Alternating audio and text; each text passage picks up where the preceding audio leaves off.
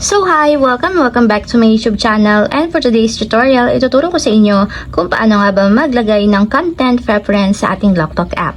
But first, kindly subscribe to my channel and don't forget to hit the subscribe button and the bell to notify you for my new updates. And once again more, just keep on watching and let's start.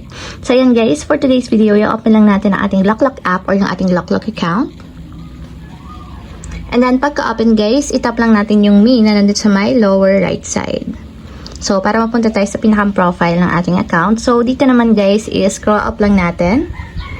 And punta tayo dito guys sa section ng preferences. And then, itap nyo yung content preferences setting. So, tap lang natin.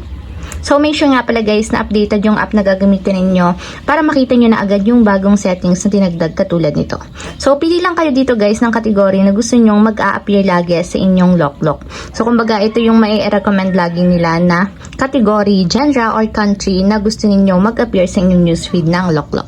So, for example guys, ang gusto kong category is about movie, anime, drama, and then dito sa genre is pili kayo ng fantasy, mystery, adventure, crime.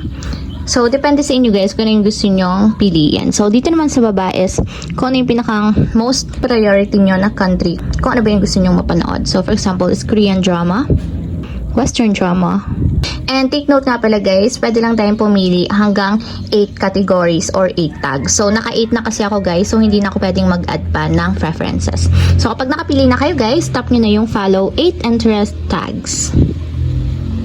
And ayan, automatic guys, yun na yung pinaka mag-a-appear lagi sa newsfeed natin. So, kumbaga, yun yung pinakang preference na pwede natin piliin. So, ayun lang guys, ganun lang kasimple kung paano nga ba maglagay ng content preferences sa ating LokLok app. If you have a question, can you comment down below and don't forget to hit the subscribe button and the bell to notify you for my new updates.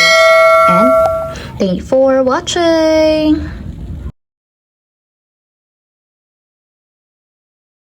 Living life, every day, late at night, not okay.